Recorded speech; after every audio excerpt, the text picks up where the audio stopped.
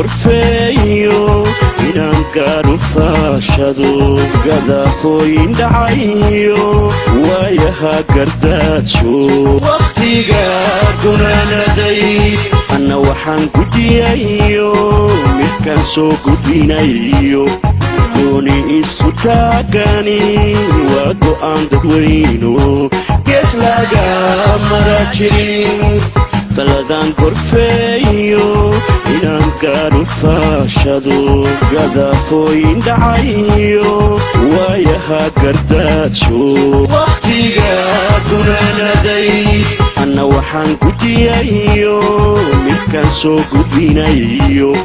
gooni isu taagani waa go'aan dadweyno gees laga mara jirin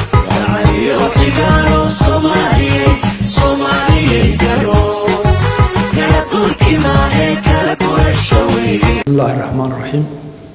إلهي بقى محضه maanta halkan isku keenay dhammaanteen mahadda labaad waxa le madaxweynaha Djibouti iyo shacabka Djibouti iyo dalka Djibouti oo sodolkii sanadood ee Soomaali burbursanayd inta la daba joogay aqli waxtar iyo dareenka walaaltinimo sodonka sano tanati un bay ka mid tahay ilaahay baa ka jazaaysiin doona inagii shirkeena maanta qof wala af Soomaali ku hadlaaba meel kasta ha jooga shirka lagu bukulay professor geelchire mid beer qodaya mid dooni saaran qof walba waa faalaynaya shirka waliina soo eegaya waxa la naga rabaa wax dhibaatadii jirtay wax ka xallin kara inaynu ka gaadho aragti way kala duwan yihiin laakiin halkan waxa la isugu yeeray halkan loo yimid dad khilaafsan oo kala fog in ay gaaraan xal ay isku afartaan dad saaxiib ah la isugu yeeray dad kala fog baa la isugu yeeray oo la doonaya dantuna ku khasbayso waqtiguna ku khasbayo inay si waaqici ah oo run ah u helaan xal ku gaaraan taas ayna saaran qof waliba hadadaalo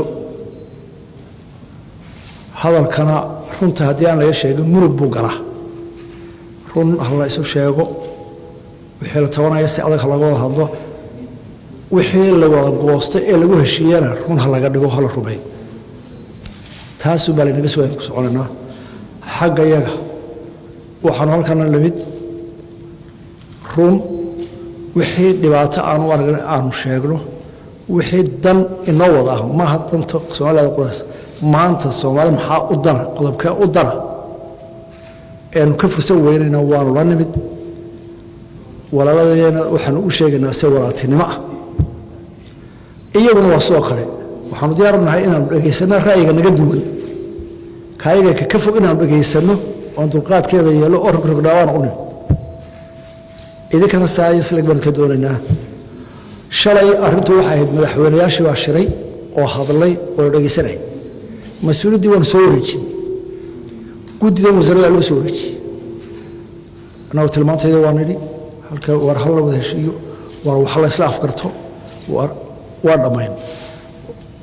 maanta waxa la soo eegayaa guddiga farsamo ee halkan ku hadhay inay keento technical war maxay noqdaan خاصة بها إن ما أنت واحد ولا سوى فرصة وحاول وين التلاوين جران ما أنت لسه أفكر كره إنه هالكيو بفضل كل شيء كره أقول له وين كل شيء كرهنا أذك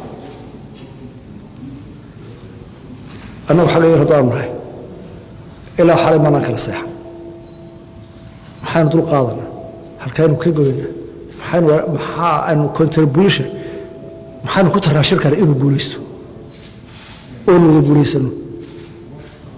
آد بان صوتين آد بان الله وحنوضنا ورب الشركة يا أمد إن السوري سامحال بقولي سكرة أنت يمكن السوري ولا يشين كرة أنت واعدك حالك هذا كرة